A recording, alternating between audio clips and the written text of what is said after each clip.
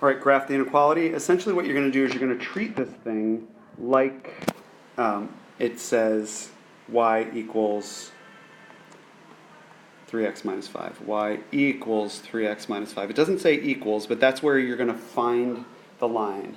Okay? So what we need to do is we need to say, okay, it's still going to have an intercept of negative 5.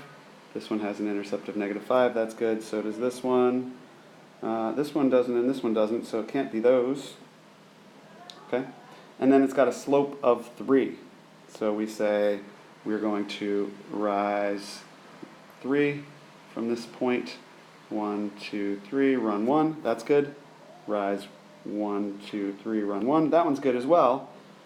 So now what's the trick? Well, now what the trick is, and if you look at what I wrote, it's not actually equals. It says y is less than. Y is less than. So what we're looking for is for y coordinates less than or lower than the line. So how do we do it? You can take any point on the line and you want to be going down to get into the shaded part. Down into the shaded part.